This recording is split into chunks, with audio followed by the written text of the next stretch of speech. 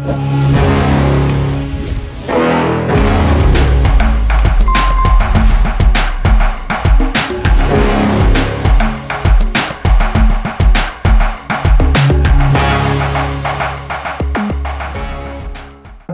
हुन्छ त्यो टेन्सनको भ्यालु तलको वेट यो रडको वेटसँग इक्वल हुन्छ कति हो त एमजी टेन्सन हुन्छ एल लेन्थमा एमजी टेन्सन मैले अघि नै भनेको छु अब आयो म्यू म्यू भनेको के रहेछ M by L M cancel भयो so root gl is our answer so velocity at point C equal to root gl हुँदो रहेछ यसरी एमा अनि हाम्रो पोइन्ट बीमा र सीमा हामीले भेलोसिटी निकाल्न सक्ने भयौं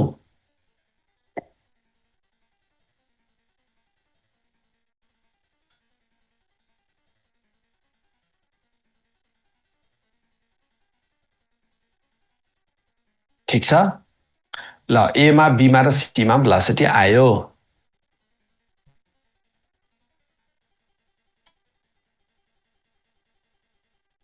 मैले अघि नै भनेको छु एमा टेन्सन 0 कसरी भयो रे कुनै पनि पोइन्टमा टेन्सन हुनको लागि त्यो भन्दा तल वेट हुनुपर्छ ए भन्दा तल कुनै वेट छैन त्यही भएर टेन्सन 0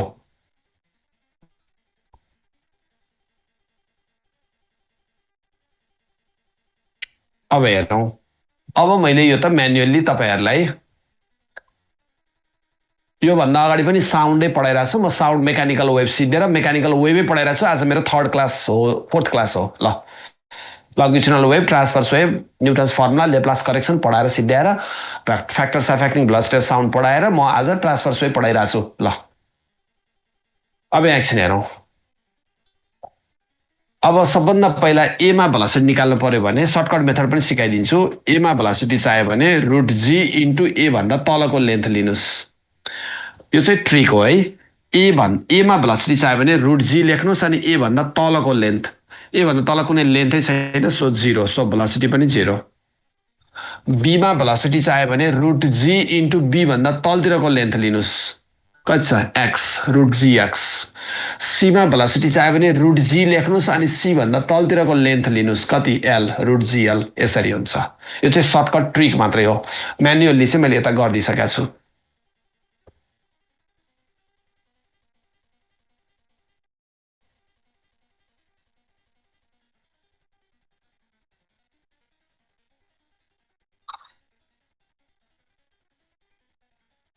अब लेन्थ प्रोपोर्सनल टु टेन्सन भन्न त मिल्छ मिल्न त हैन केही फरक पर्दैन त्यो भन्दा नि मिल्छ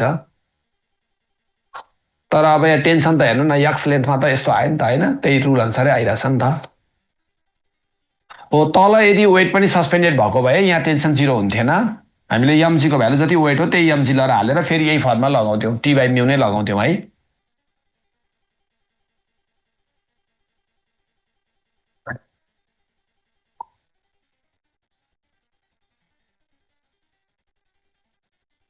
त्यसो भए अब हामीलाई सर्टकटमा भन्नु पर्दा हैन जस्तो तपाईलाई अब यस्तो दियो एक्जाममा ल यो 7 मिटर भनेर दियो वायरको लेन्थ टोटल यो चाहिँ सपोज गरौँ माथिबाट 2 मिटर छ अब यो बी भन्ने पोइन्टमा भेलोसिटी निकाल्नु पर्यो भीबी इक्वल टु व्हाट भनेर सोध्यो भने चाहिँ के गर्ने त अब कति हो नि त अब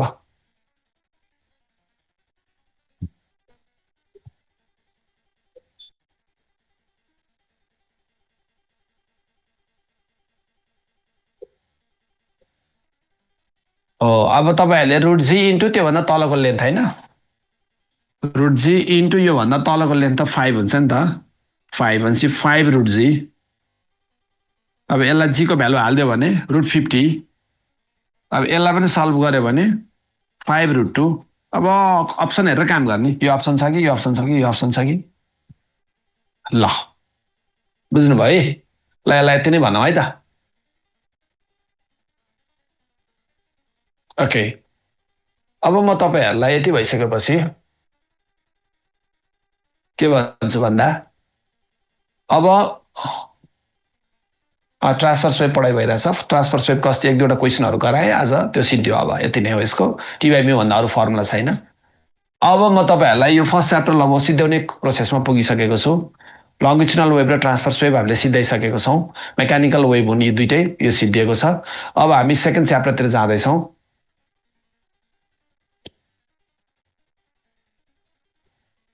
अनि यति अहिले तपाईँ मैले यो अर्को चेन्ज गरेपछि स्क्रिनसटको लागि 5 मिनट टाइम दिनु भन्नुहुन्छ। मैले यति बेर त्यहाँ अघि 10 मिनटसम्म एउटै राखिरहँदा चाहिँ के हेरेर बस्नुभयो त स्क्रिनसट नगरेर भाइ? मैले यो त कति बेर राखेँ, तपाईँ अहिले 5 सेकेन्ड मागिरहनु भएको छ मसँग। मैले तपाईँलाई अघि यो 5 मिनट राख्दाखेरि तपाईँले स्क्रिनसट गर्नुहुन्न। अनि अहिले जब म अर्कोमा जान्छु अनि तपाईँ भन्नुहुन्छ कि सर स्क्रिनसट गर्छु भन्नुहुन्छ। अनि यति बेरसम्म के हेरेर बस्नुभयो त नगरेर?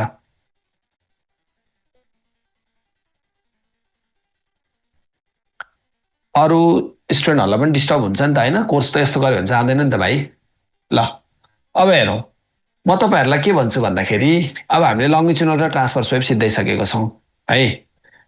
यसको एमसिक्यू नै त्यही क्वेसन हो जुन मैले अहिले लास्टमा गराएँ, त्यही एमसिक्यू हो, यही नै क्वेसन हो। अगाडि जुन गराएँ त्यही त्यसकै क्वेसन हो है। अनि तपाईँहरूलाई एउटा कुरा म भन्छु है, तपाईँहरू यो अनावश्यक च्याटिङ चाहिँ नगर्नुहोस् ल। यो म हेर्नु, अब तपाईँले कहिलेकाहीँ के हुन्छ, राम्रै क्वेसन पनि मैले पढ्न नसक्ने कन्डिसन आइदिन्छ। अब तपाईँहरू सर आज कतिवटा क्लास, अब तपाईँहरू लास्टमा जोइन गर्नुहुन्छ भने म कतिवटा क्लास मलाई कसरी थाहा हुन्छ होइन? अनि तपाईँले सबै पढाउने हो कि होइन, तपाईँले के पढाउनुहुन्छ, तपाईँले अब के पढाउँछु म आउँछु पढाइरहन्छु, अब के पढाउँछु के पढाउँछु है। तर यो अब म तपाईँको त्यसको एन्सर दिन थाल्यो भने त पढाउनै परेन। ल हेर्नुहोस्, यसै पनि टाइम लस हुन्छ। त्यही भएर जे चाहिन्छ पढाइसँग रिलेटेड कुरा मात्रै गर्नुहोस्। अब सुन्नुहोस् त, मैले के भने जस्तै एउटा ल वेल छ, इनार होइन, यसलाई यसरी भनौँ न, एउटा वेल छ, एउटा इनार छ।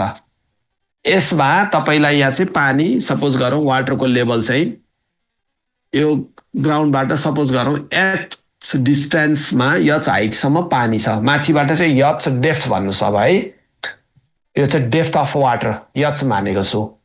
यहाँबाट तपाईँले एउटा स्टोनलाई खसाल्नुभयो, स्टोनलाई तपाईँले खसालिदिनु भयो है।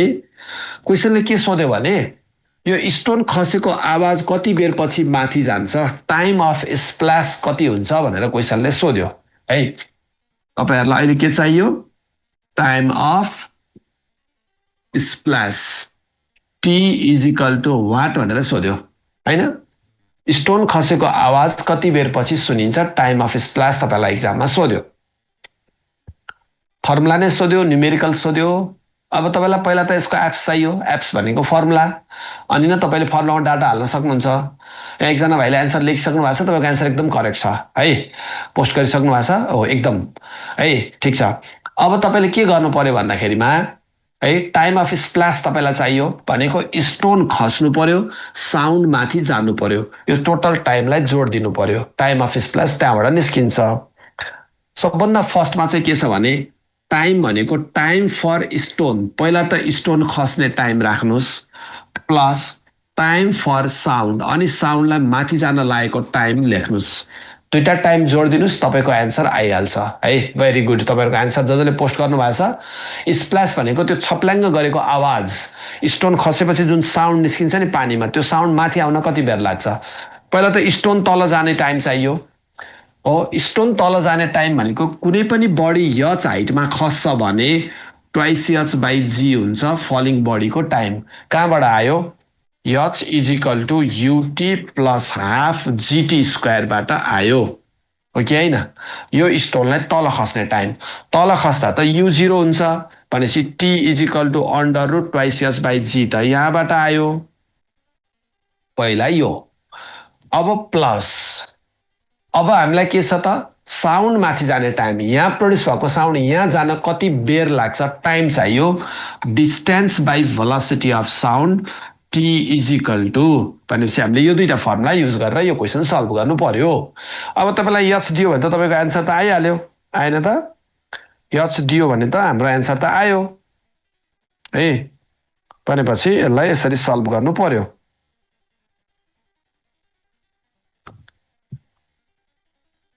ठिक छ, हेर्नुहोस् त ल।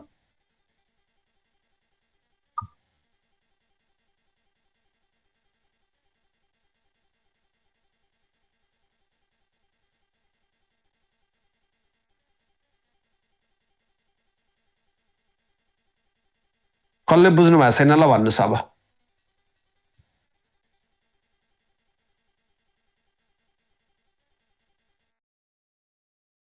बुझ्नु भएको छ है? ओके, अब त्यसो हो भने यसलाई त के भनौँ है त। अब एउटा कुरा भन्छु ल, यो एउटा ग्राउन्ड छ, ध्यान दिनुहोस् ल है, एउटा ग्राउन्ड छ। अब यो ग्राउन्डमा यहाँ एउटा मान्छे उभिराखेको छ, ठिक छ। यो कोही अघिको क्वेसनमा साउन्डको भेलोसिटी दिएको हुन्छ, न्युमेरिकल सोध्यो भने, दिएन भने फर्मुला सोध्छ, यी फर्मुलामा राइट हानिदिने होइन। अब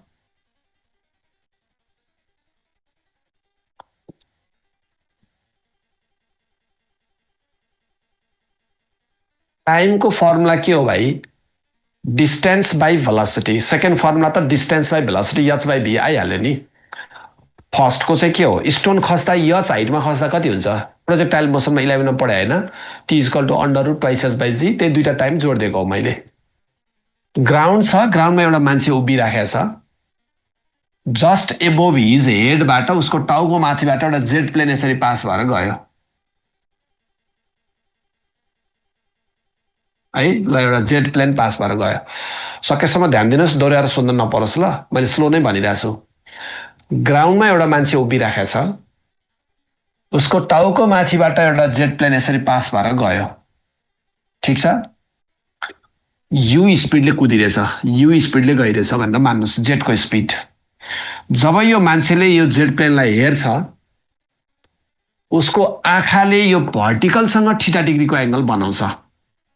उसले जेट प्लेनलाई हेर्दा उसको आँखाले भर्टिकलसँग 60 डिग्रीको एङ्गल बनाउँछ, 45 डिग्रीको एङ्गल बनाउँछ, जति बनाउँछ। क्वेसनले सोध्यो उसले थीटा डिग्री एङ्गल बनाएको बेलामा 60 डिग्री, 45 डिग्री, 75 डिग्री जतिसुकै होस्, थीटा एङ्गल बनाएको बेलामा जेटको स्पिड कति भइरहेको हुन्छ होला? जेटको स्पिड कति हुन्छ? अब यो हो भेलोसिटी अफ जेट। एउटा ट्रिक युज गरिदिनुहोस्, ट्रिगोनोमेट्री चलाइदिनुहोस्। Sine theta is equal to P, हेर्नुहोस् त, एकछिन लेख्न छोडेर ध्यान दिनु होला। Sine theta is equal to P. P भनेको यो कम्पोनेन्ट, जेटको भेलोसिटीको कम्पोनेन्ट। यो साइन थीटा भयो भने त थीटाको अपोजिट यो पी हुन्छ नि त। पी भनेको जेटको भेलोसिटीको कम्पोनेन्ट के छ? यु बाई, अब एच लेख्नु पर्यो, पी बाई एच। एच भनेको यो कम्पोनेन्ट हो। हेर्नुहोस् त, जेट यहाँ पुग्छ भने जेटको साउन्ड यो पाथबाट आएर यसले सुन्छ, त्यही भएर यो भेलोसिटी अफ साउन्डको डाइरेक्सन हुन्छ। So this is velocity of sound. फेरि एकचोटि, जेट यहाँ पुग्यो भने जेटको साउन्ड यहाँबाट आएर यसले सुन्छ, त्यही भएर यो साउन्डको भेलोसिटीको डाइरेक्सन हुन्छ velocity of sound. So velocity of jet u is equal to, तपाईँले भी साइन थीटा गरिदिनुहोस्, तपाईँको एन्सर मिल्छ। ओके,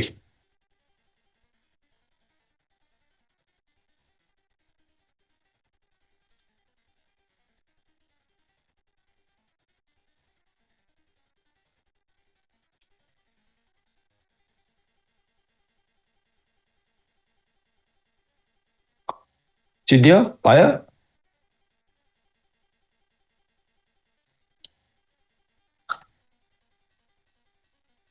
अगाडि बढौँ है त। अब त्यसो भए अब म तपाईँहरूलाई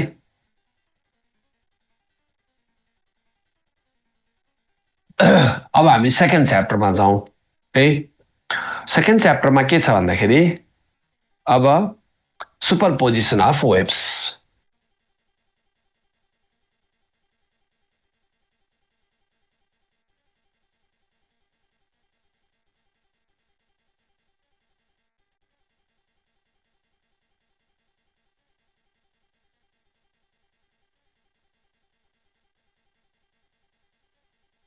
साउन्डको भेलोसिटी इक्जाममा दिएन भने तपाईँले 332 आफै राख्ने हो। अब हेर्नुहोस्, सुपरपोजिसन अफ वेव्स भन्ने च्याप्टरमा आइपुग्यौँ हामी। सुपरपोजिसन भनेको एडिसन अफ दि वेव्स है, Edison of the waves. Bits पढ्नुपर्छ हामीले, म त्यहाँ आइपुग्छु ल। यु चाहिँ भेलोसिटी अफ जेट हो, त्यही सोधेको छ तपाईँलाई आइको क्वेसनमा। अगाडि बढौँ, भयो? अब हेर्नुहोस्, यहाँ हेर्नुहोस्, म के भनिरहेको छु तपाईँहरूलाई, सुपरपोजिसन अफ वेभ्स। सुपरपोजिसन भनेको एडिसन अफ दि वेभ्स, वेभहरू जोड्नु पर्यो। अहिले पछि वाट इज सुपरपोजिसन भनेर फेरि नसोध्नुहोस् है। सुपरपोजिसन भनेको जोड्नु, तपाईँलाई चाहिन्छ भने बरु आफैले टिपिहाल्नुहोस्। वेभहरू एड हुने, दुईटा two or more than two वेभ्सहरू जोडियो, त्यसलाई भनिन्छ सुपरपोजिसन अफ दि वेभ्स। कसरी कसरी जोडिन्छ त? एउटा स्टेसनरी वेभ बन्छ जोडिएर, म त्यसको बारेमा भन्छु, स्टेसनरी वेभ। अर्को दुईटा वेभ जोडियो भने इन्टरफरेन्स बन्छ, म त्यसको बारेमा पनि भन्छु। र अन्तिममा दुईटा वेभ जोडियो भने बिट्स बन्छ, म यसको बारेमा पनि बताइदिन्छु। यसरी वेभहरू जोडिएर तीनटा फेनोमेनाहरू हाम्रो डेली लाइफमा देखा पर्छ। वेभहरूको एडिसनबाट आउँछ, सुपरपोजिसन अफ वेभ्सबाट आउँछ। सबभन्दा फर्स्टमा हामी स्टेसनरी वेभतिर जान्छौँ। अब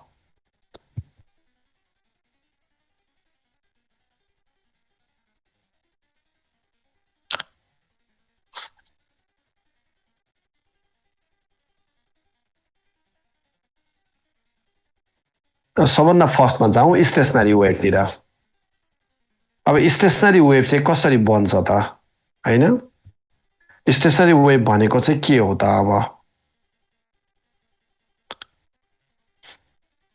अब स्टेसनरी वेभमा चाहिँ कस्तो हुन्छ भने सुपरपोजिसनबाट हुने चाहिँ यो तीनटा फेनोमेना हो। अब स्टेसनरी वेभमा के हुन्छ भने दुईटा वेभहरू, एउटा वेभ जान्छ, त्यही वेभ ठोकिन्छ र रिफ्लेक्सन भएर फर्किन्छ। जाने वेभ र फर्कने वेभ, जस्तो एम्प्लिट्युड भएको वेभ जान्छ त्यही एम्प्लिट्युडको वेभ फर्किन्छ, जस्तो वेभलेन्थ भएको वेभ जान्छ त्यही वेभलेन्थ फर्किन्छ, र जस्तो फ्रिक्वेन्सी भएको वेभ जान्छ त्यस्तै फ्रिक्वेन्सी फर्किन्छ। भनेपछि हामीले 12 मा के पढेर आएको, टु वेभ्स ह्याभिङ के सेम हुनु पर्यो रे, एम्प्लिट्युड, फ्रिक्वेन्सी, वेभलेन्थ। मैले लेख्दै ल सर्टकटमा हो, ह्याभिङ टु वेभ्स, ठिक छ? Two waves having amplitude, frequency and wavelength same, traveling in के त opposite direction, opposite direction superimpose, then stationary wave is formed, होइन त? स्टेसनरी वेभ फर्म हुने एउटा तरिका यही हो।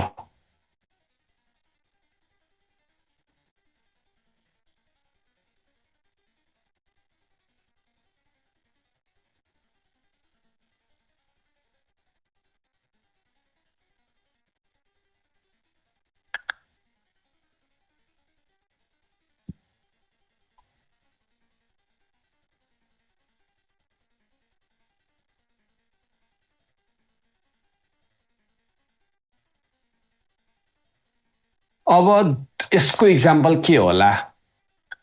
यसको इक्जाम्पल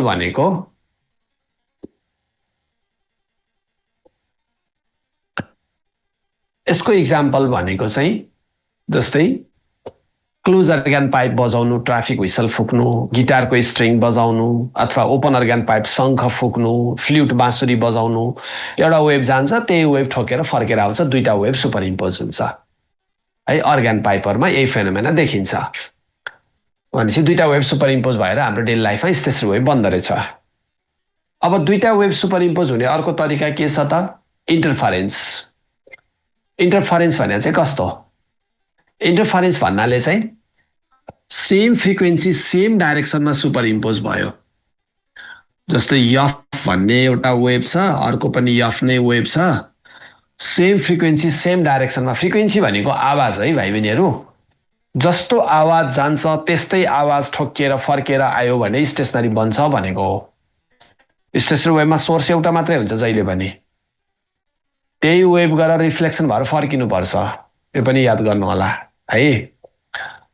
तर स्टेसनरी वेभ बाहेक इन्टरफरेन्समा चाहिँ दुईटा फरक फरक सोर्सहरू हुन्छन्, two or more than two source पनि हुनसक्छ। मैले दुईटा मात्रै सपोज गरेको। सेम फ्रिक्वेन्सी भनेको उस्तै आवाजहरू सेम डाइरेक्सनमा गयो भने के भने त इन्टरफरेन्स भन्यो हैन same frequency travelling in same direction सुपरिम्पोज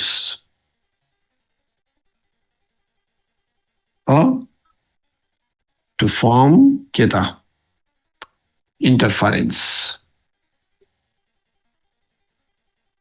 उस्तै उस्तै स्वरहरू एउटा जस्तै के गर्ने त हो सर्टेन फेज डिफरेन्स पनि हुन्छ है यसमा तपाईहरुले same frequency constant phase difference लेख्नुस् एउटा ल कन्स्ट्यान्ट फेज मैले फ्रिक्वेन्सीको टर्ममा मात्रै डिफाइन गरेर भएर अहिले फेजलाई वास्ता गरिन तर म त्यो पछि इन्टरफरेन्समा त डिटेलमा लेखाइदिन्छु तर अहिले टिप्दा हुन्छ कन्स्ट्यान्ट फेज डिफरेन्सको कुरा म त्यति बेलै गरौँला यसमा चाहिँ सेम फ्रिक्वेन्सी सेम डाइरेक्सन मात्र बुझ्नुस् है एम्प्लिट्युड त सेम हुन नि सक्छ नहुन नि सक्छ तर फ्रिक्वेन्सी सेम हुनु पर्यो फ्रिक्वेन्सी आवाज चाहिँ सेम जस्तै दुईटा गिटारहरू सँगै बजाइरहेछ नेसनल एन्थममा ल सेम फ्रिक्वेन्सी सेम डाइरेक्सन दुईटा मादलहरू बजाइरहेछ सेम फ्रिक्वेन्सी सेम डाइरेक्सन ठीक छ त अब बिट्सको कुरा गरौँ अब बिट्स भनेको चाहिँ कस्तो हुन्छ त अब है अब यसमा चाहिँ के हुन्छ भने स्लाइटली डिफरेन्ट फ्रिक्वेन्सी हुनु पर्यो बिट्सको लागि चाहिँ है यसमा चाहिँ स्लाइटली डिफरेन्ट फ्रिक्वेन्सी हुनु पर्यो बिट्सको लागि चाहिँ हैन एउटा f1 हुनु पर्यो अर्को f2 हुनु पर्यो अब slightly different frequency slightly different frequency traveling in same direction superimpose ठीक छ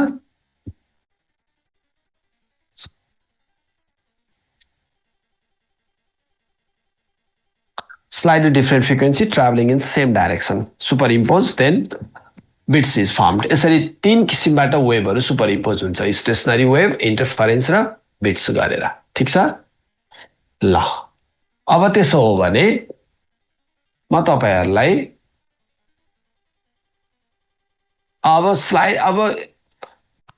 जस्तै दुईटा ट्युनिङ फर्क 410 र 412 को ट्युनिङ फर्कलाई भाइब्रेसन गरायो भने त्यहाँ बिट फर्मेसन हुन्छ म त बिटको कुरा बिटमै गरेर डिटेलली गरौँला है त यसरी हाम्रो डेली लाइफमा तीनवटा फेनोमेनाहरू देखाउँछ सुपरपोजिसनबाट बन्ने फेनोमेना चाहिँ यिनै हुन् है अब इकोलाई चाहिँ सुपरपोजिसन ठ्याक्कै भन्नलाई अलि मिल्दैन जस्तो लाग्छ मलाई रिफ्लेक्सन अफ साउन्ड मात्रै हो त्यो अब यसमा amplitude same frequency same wavelength same चाहिँ हुँदैन इकोमा तर रिफ्लेक्सन अफ साउन्ड चाहिँ हो हामी इकोलाई यी राखेर पढ्छौँ पढ्न चाहिँ पछि तर त्यो ठ्याक्कै स्टेसनरी वेभ भन्न चाहिँ अलि मिल्दैन त्यसमा चाहिँ है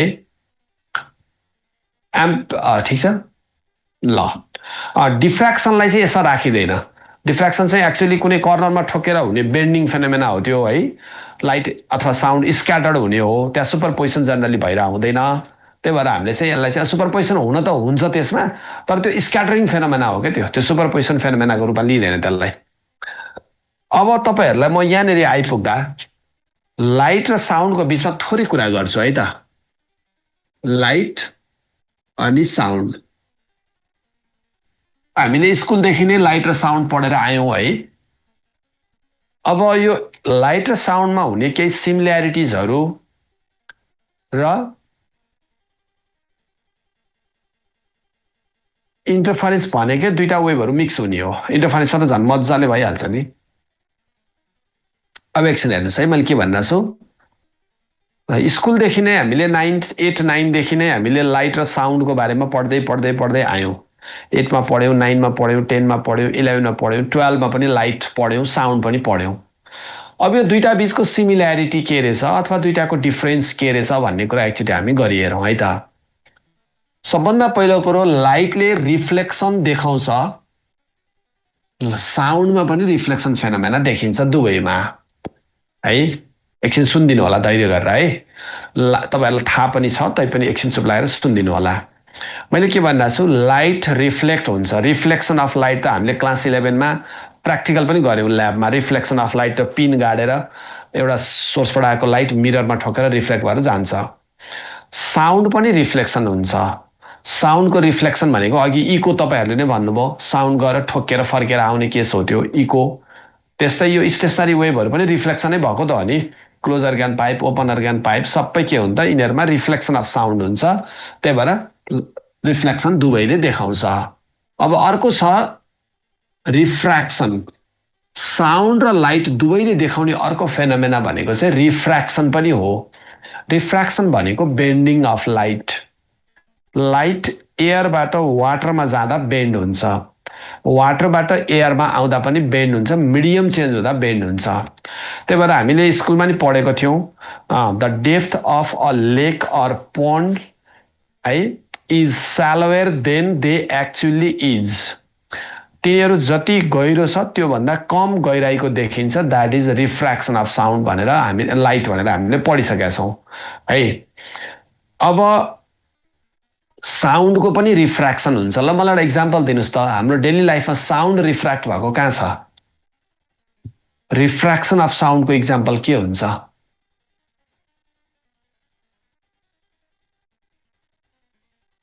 रिफ्र्याक्सन भन्दैछु मैले रिफ्र्याक्सन साउन्ड रिफ्र्याक्ट भएको मिडियम चेन्ज भएर रिफ्र्याक्ट भएको चाहिँ एक्जाम्पल के होला हो तपाईहरुले के हो भन्दाखेरि रिफ्र्याक्सन अफ साउन्ड चाहिँ मिडियम चेन्ज भएर भएको साउन्डको एक्जाम्पल चाहिँ के हो भने जस्तै sound is heard clear at night than in day है डेमा भन्दा नाइटमा साउन्ड क्लियर सुनिन्छ इट इज बिकज अफ भन्यो भने रिफ्र्याक्सनमा राइट हान्दिनुस् एक्जाम्पलै पनि क्वेशन बन्न सक्छ एक्जाममा कहिलेकाहीँ sound is heard clear at night राति चाहिँ साउन्ड क्लियर सुनिन्छ किनभने राति साउन्ड डेन्सरबाट डेन्सरतिरै बेन्ड हुन्छ हैन त्यसले गर्दाखेरि यो रिफ्र्याक्सन अफ साउन्ड भयो अब साउन्ड र लाइट दुवैले देखाउने फेनोमेना अर्को हुन्छ डिफ्र्याक्सन साउन्डले पनि देखाउँछ लाइट र साउन्ड दुवै हो रिफ्र्याक्सन अफ साउन्डबाट अब डिफ्र्याक्सनमा गए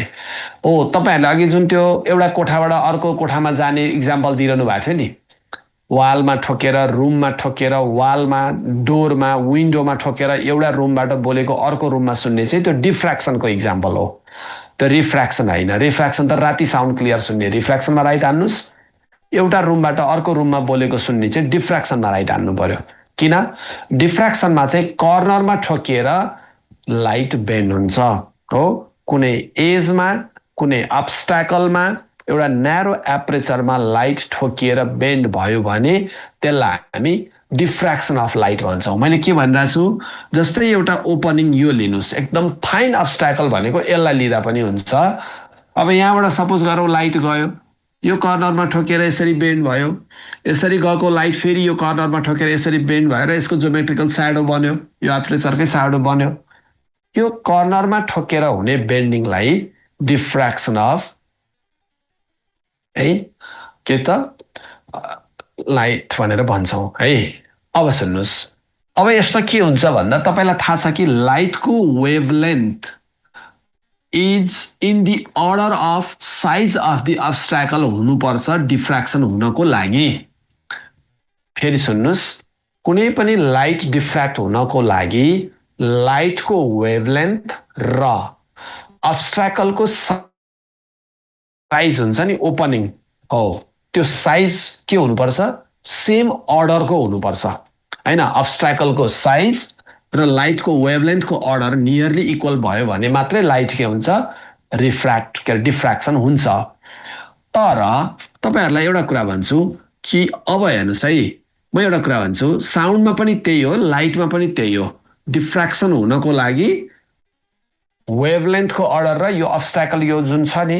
स्लिटको सेपरेसनको साइज डाइमेन्सन नियरली इक्वल हुनुपर्छ अब म तपाईहरुलाई एउटा कुरा के भन्छु भन्दाखेरि यहाँ हेर्नुस् त जस्तै अब हेर्नुस् है यहाँ के छ भन्दाखेरि अब साउन्डमा पनि त्यही हो साउन्डमा पनि अब साउन्डको लागि पनि के हो त भने यो ल्याम्डा र डी चाहिँ नियरली इक्वल हुनै पर्छ चाहे त्यो लाइटमा होस् चाहे त्यो साउन्डमा होस् अब त्यस्तो हो भने पहिलो कुरा के बुझ्नु पर्यो त भन्दाखेरिमा तपाईले अब साउन्डको वेभलेन्थ भनेको त भेलोसिटी बाइ फ्रिक्वेन्सी हो हेर्नुस् साउन्डको भेलोसिटी भनेको 330 छ हो 32 30 मैले एभरेजमा 32 लेखे 30 लेखे अब साउन्डको फ्रिक्वेन्सी कति, मैले बोलेको साउन्डको फ्रिक्वेन्सी कति हो, अडिबल साउन्ड त 20 हर्जदेखि 20 किलो हर्ज हुन्छ भनेर तपाईँले पढिसक्नु भएको छ।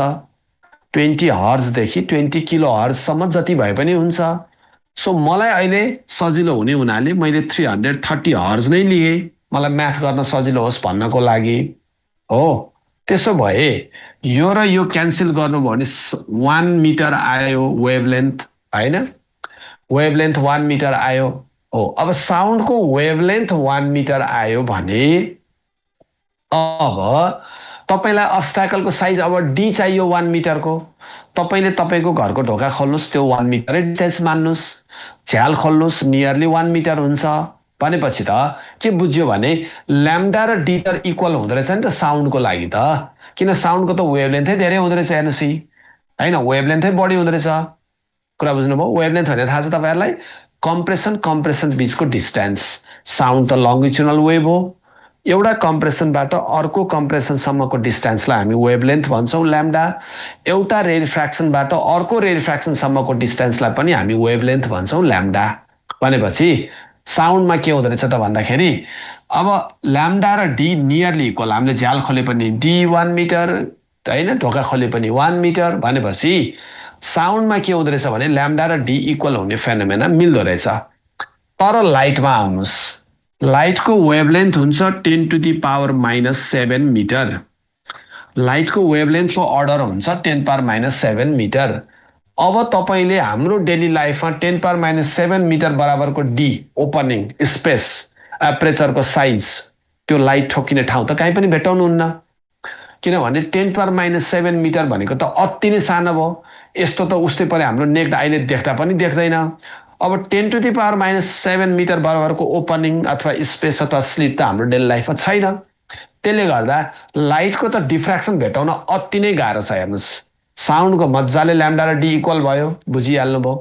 तर लाइटमा यो कन्डिसन म्याच गर्दैन। नगर्ने हुनाले अब के गर्नु पर्यो त भन्दाखेरि तपाईँले युज गर्नु पर्यो डिफ्र्याक्सन ग्रेटिङ भन्ने। क्लास 11-12मा तपाईँले डिफ्र्याक्सन ग्रेटिङ भनेर निकै सुन्नुभयो हो। त्यसमा के हुँदो रहेछ डिफ्र्याक्सन ग्रेटिङमा भन्दा हो, अब त्यसमा सानो सानो ग्रुपहरू, यस्तो धर्काहरू भनेको मसिनो पलहरू यसरी बनाएको हुन्छ, स्लिट्स जस्तै बनाएको हुन्छ है। ल हेर्नुहोस् है, डिफ्र्याक्सन ग्रेटिङमा, होइन, भनेपछि अब यसमा मसिनो होल्सहरू बनाएको हुन्छ ग्रेटिङ एलिमेन्ट भनेर। भनेपछि त अब यसमा नि के हुन्छ, यो स्पेसिङहरू, यो जुन मसिन दुईवटा धर्काहरू बिचको पलहरू बिचको डिस्टेन्स कति हुन्छ 10⁻⁻7 मिटरकै अर्डरमा हुन्छ। भनेपछि त ल्याम्डा र डी चाहिँ मिल्यो, ग्रेटिङ एलिमेन्टमा मिल्यो। त्यही भएर लाइटको डिफ्र्याक्सन गर्नु पर्यो भने तपाईँले के गर्नु पर्यो, ग्रेटिङ एलिमेन्ट युज गर्नु पर्यो, होइन? कुरा बुझ्नुभयो? त्यसमा चाहिँ ग्रेटिङ एलिमेन्ट युज गर्नु पर्यो, नत्र भने त्यो सम्भव हुँदैन। अब तर तपाईँहरूलाई थाहा छ कि अब एक्सरेको त झन् भन्नुहुन्छ भने एक्सरेजको त डिफ्र्याक्सन यो ल्याम्डा पनि कति छ 10⁻⁻10 मिटरको अर्डरमा छ। भनेको अर्डिनरी लाइटको भन्दा पनि त्यो सर्टर छ। भनेपछि त अब के बुझ्नु पर्यो भन्दाखेरि डिफ्र्याक्सन अफ यो एक्सरे त यो ग्रेटिङ एलिमेन्टले पनि गर्दैन, त्यसको लागि तपाईँले क्रिस्टल युज गर्नुपर्छ हो। त्यही भएर तपाईँहरूले क्लास 12मा डिफ्र्याक्सन अफ एक्सरे पढ्ने बेलामा एक्सरे डिफ्र्याक्सनमा त्यहाँ एउटा जिङ्क सल्फाइड क्रिस्टल युज गरेर त्यो भोन लेउ एक्सपेरिमेन्ट भनेर लेउ एक्सपेरिमेन्टहरू पढ्नु भएको थियो। त्यो के को लागि रहेछ त भन्दा क्रिस्टलमा पनि एउटा एटम र अर्को एटमको बिचमा 10⁻⁻10 मिटरकै स्पेसिङ हुन्छ। एक्सरेको वेभलेन्थ र यो मिल्यो, त्यही भएर तपाईँले युज गर्दाखेरि के युज गर्नु पर्यो, ग्रेटिङ एलिमेन्ट युज गर्नु पर्यो। एक्सरे डिफ्र्याक्सन गर्नु छ भने होइन, अब अर्डिनरी लाइटको डिफ्र्याक्सन गर्नु छ भने तपाईँले ग्रेटिङ एलिमेन्ट युज गरे हुन्छ। यसमा क्रिस्टल युज गर्नु पर्यो, यसमा ग्रेटिङ एलिमेन्ट युज गर्नु पर्यो है। ल हेर्नुहोस्, त्यही भएर हाम्रो डेली लाइफमा साउन्डको डिफ्र्याक्सन मजाले हुन्छ, किन ल्याम्डा र डी मिल्यो। लाइटको डिफ्र्याक्सन एकदमै गाह्रो छ। त्यही भएर हामीले फाइन अब्स्ट्याकलहरू लिनुपर्छ, एकदम चुच्चो, पिक, सार्प, फाइन, सियोको टुप्पो, त्यस्तोमा लाइट ठोक्यो भने स्क्याटर हुन्छ भनेर मान्ने, त्यहाँ चाहिँ डिफ्र्याक्सन फेनोमेना देखिन्छ भनेर बुझ्ने है। ल मैले तपाईँलाई यसको राम्रै आइडिया दिएँ, यसको कन्सेप्ट। अब त्यसपछि इन्टरफरेन्स हो। लाइटले र साउन्डले देखाउने अर्को कमन फेनोमेना भनेको इन्टरफरेन्स हो। लाइट पनि इन्टरफेयर हुन्छ, साउन्ड पनि इन्टरफेयर हुन्छ। लाइटको इन्टरफरेन्स के रहेछ त, एउटा ट्युबलाइट बाल्ने ठाउँमा दुईटा ट्युबलाइट बाल्दिने, दुईटा ट्युबलाइट बाल्ने ठाउँमा 5वटा ट्युबलाइटहरू बाल्दिने, त्यो लाइटको इन्टरफरेन्स एउटा र अर्को वेभहरू जोडियो त्यहाँ है। अनि साउन्डको इन्टरफरेन्समा के छ, एउटा मादल बजाउने ठाउँमा 2वटा 3वटा 4वटा मादलहरू एउटै तालमा बजाइदिने, 2वटा 3वटा 4वटा गिटारहरू एउटै ट्युनिङ निकालेर बजाइदिने, त्यो इन्टरफरेन्स अफ साउन्ड भएको हो। अर्को साउन्ड र लाइटले देखाउने common phenomena Doppler's effect. Doppler's effect phenomena दुवैमा देखिन्छ, लाइटको पनि छ साउन्डको पनि छ। अब साउन्डको डपलर्स इफेक्ट त हामीले क्लास 12 मा भर्खरै पढेर आएको छौँ। कुनै एउटा एम्बुलेन्स कराउँदै आयो भने त्यसको पिच हामी बढी बढी सुन्छौँ, त्यही एम्बुलेन्स कराउँदै अवेतिर गयो भने त्यसको पिच हामी कम कम कम सुन्दै जान्छौँ। दिस इज दि त्यो के फेनोमेना हो त भन्दा डिफ्र्याक्सन अफ डपलर्स इफेक्ट अफ साउन्ड हो। अब लाइटमा पनि डपलर्स इफेक्ट हुन्छ। लाइटको डपलर्स इफेक्ट भने के रहेछ त भन्दा जस्तै लाइट हैन, कुनै एउटा स्टार ग्यालेक्सी हाम्रो अर्थबाट मुभ गरेर अवे अवे अवे गयो, टाढा गयो भने त्यसको वेभलेन्थ बढ्दै बढ्दै बढ्दै जान्छ। वेभलेन्थ बढ्यो भने त्यसलाई भनिन्छ रेड शिफ्ट। यदि त्यो स्टार अथवा ग्यालेक्सी अर्थतिर मुभ गर्दै गर्दै गर्दै गर्दै आयो भने त्यसको वेभलेन्थ सर्ट सर्ट सर्ट हुन्छ, घट्छ, त्यो ब्लू कलरको देखिन्छ, त्यो हो ब्लू शिफ्ट। यो रेड शिफ्ट र यो ब्लू शिफ्ट जुन छ त्यसलाई डपलर्स इफेक्ट इन लाइट भनेर राइट हानिदिनु होला। भनेपछि लाइटले डपलर्स इफेक्ट देखाउँछ।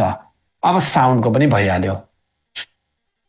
अब साउन्ड र लाइटमा देखिने साउन्डमा देखिने बिट्स तर लाइटमा बिट बन्दैन। बिट भनेको दुईटा डिफ्रेन्ट फ्रिक्वेन्सिजहरू सुपर इम्पोज भएर यो बिट म्युजिकमा युज हुने वर्ड हो। यो साउन्ड अडिबिलिटीसँग डिपेन्डेन्ट कुरा छ, त्यसले गर्दा तर लाइटमा यो फेनोमेना देखिँदैन। लाइटमा देखिने एउटा छ पोलराइजेसन, देखिन्छ तर साउन्ड लङ्गिट्युडनल भएको हुनाले यो पोलराइज हुँदैन। ल मैले तपाईँहरूलाई आज साउन्ड र लाइटलाई एकचोटि हामीले फर्केर हेऱ्यौँ हैन। त्यो फर्केर हेर्दाखेरिमा यिनीहरू दुईटा बिचको डिफ्रेन्सेस र सिमिल्यारिटिजहरू तपाईँहरूले आज बुझ्नुभयो। र यो त भयो साउन्ड र लाइट बिचको कम्पेरिटिभ स्टडी। अब म तपाईँहरूलाई मेरो अघिकै टेबलतिरै लैजान्छु फेरि फर्काएर, जुन योभन्दा अगाडि मैले बनाएको थिएँ यो टेबल। अब यो टेबलमा हामी अब यो च्याप्टरमा यही स्टेसनरी वेभको बारेमा डिटेल पढ्छौँ, इन्टरफरेन्स पढ्छौँ, बिट्स पढ्छौँ। म सुरु गर्छु आज है। लाइटमा बिट किन बन्दैन भन्नुभएको छ। लाइट बिट भनेको म्युजिकसँग रिलेटेड हो, म्युजिक भने सुनिने कुरा हो, लाइट भने सुनिने कुरा होइन, त्यही भएर बन्दैन। म त्यो कुरा बिटमै गरौँला। ल अब आज हामी सुरु गरौँ के त स्टेसनरी वेभबाट सुरु गरौँ। स्टेसनरी वेभ अब सुन्नुस्।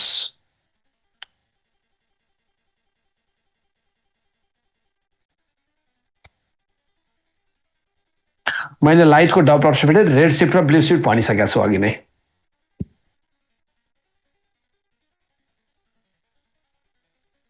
डपलर शिफ्ट दुवैमा देखिन्छ। ल अगाडि बढौँ है त। अब स्टेसनरी वेभको कुरा गरौँ। तपाईहरुलाई थाहा छ कि स्टेसनरी वेभ एउटा रिजिड बाउन्ड्रीमा पनि बन्छ। रिजिड बाउन्ड्री भनेको क्लोज अर्ग्यान पाइपमा पनि बन्छ। अर्को स्टेसनरी वेभ फ्री बाउन्ड्रीमा पनि बन्छ।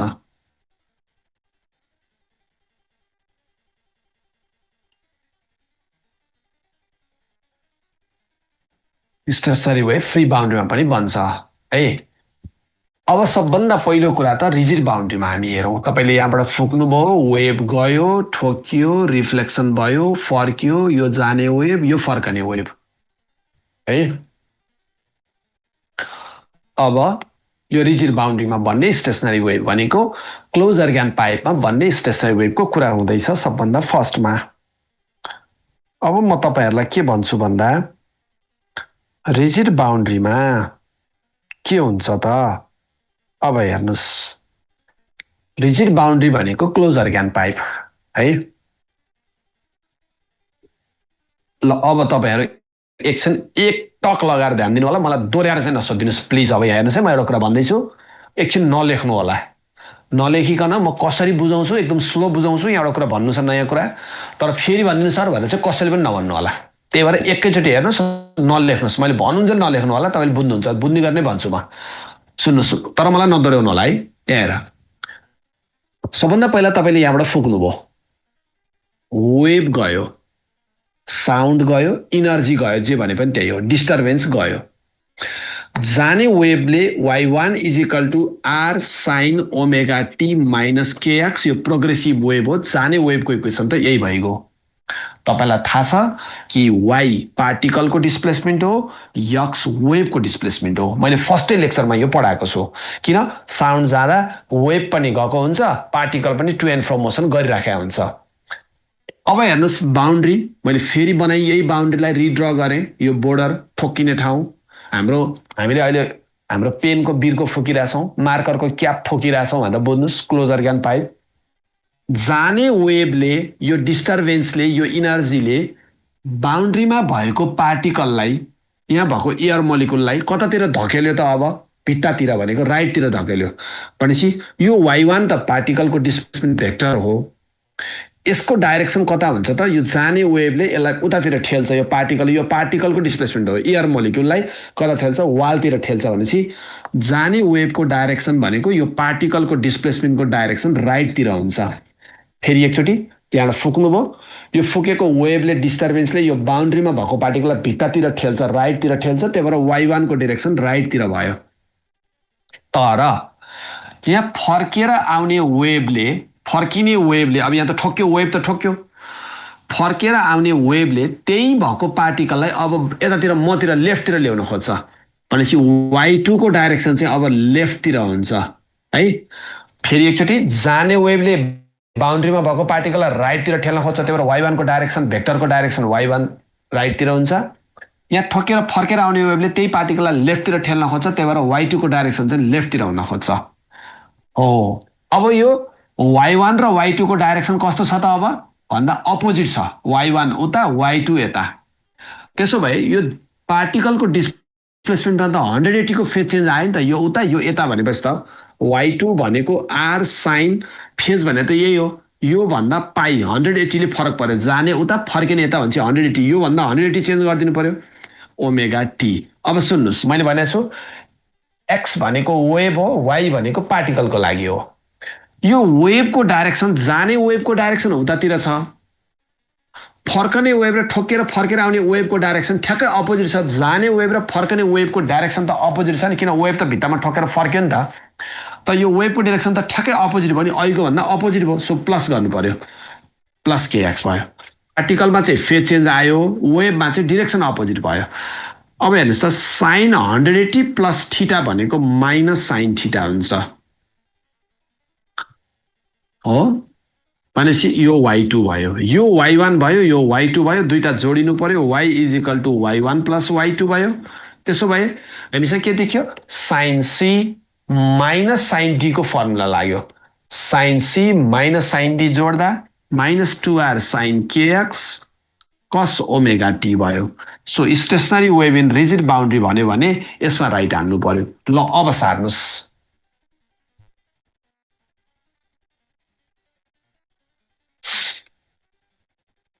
वेभको डाइरेक्सन अपोजिट भएको भएर यो वेभको डाइरेक्सन उता, जाने वेभ यता छ, फर्किने वेभ अपोजिट छ, त्यही भएर यक्समा पोजिटिभ आयो।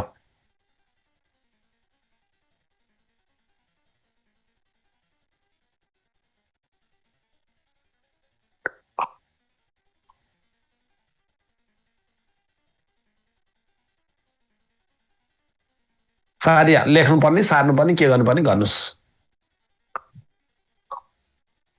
अब यो बुझ्नु भएको छैन भने टेन्सन नलिनुहोस्, मैले मजाले बुझाएको छु। बुझ्नु भएको छैन भने टेन्सन नलिनु, तपाईँलाई डेरिभेसन सोध्ने होइन, इक्वेसन्स म अहिले सम्झिने तरिका सिकाउँछु, भइहाल्यो, टेन्सन नलिनुहोस्।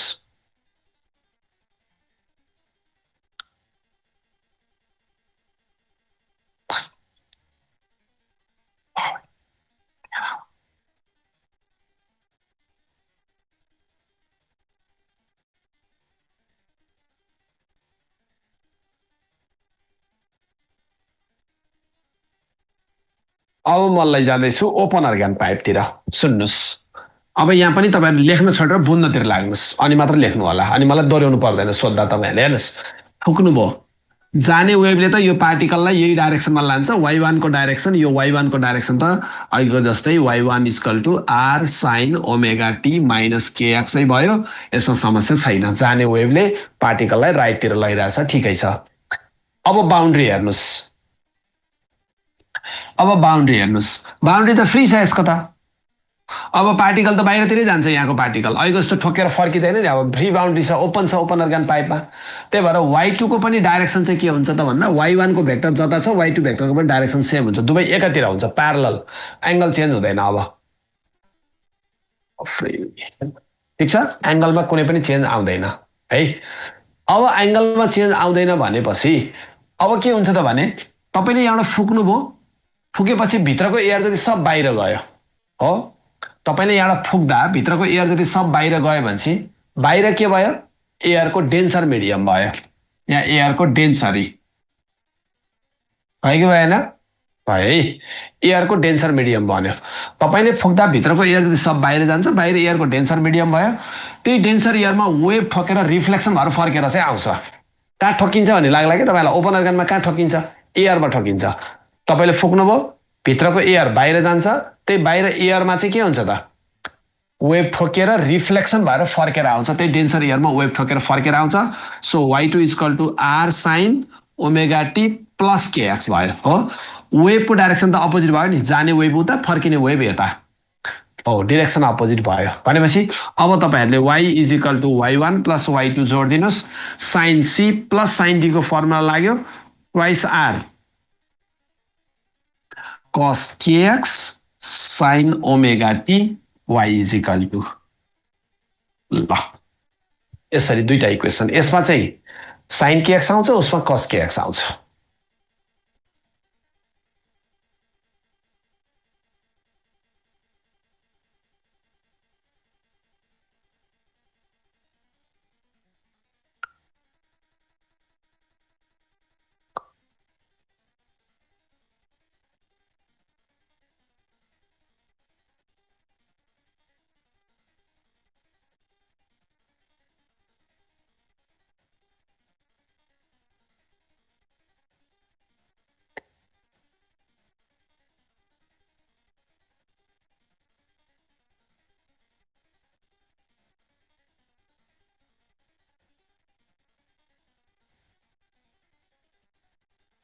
ल भाइ बहिनीहरू, आजलाई हामी यति नै गरौँ, यहाँ लाइन पनि गयो जस्तो लाग्यो। अब म बाँकी कुरा यसको डिटेल तपाईँहरूलाई अर्को क्लासमा मजाले बुझाउँछु। आजलाई हामी यति गरौँ। Okay, thank you everybody.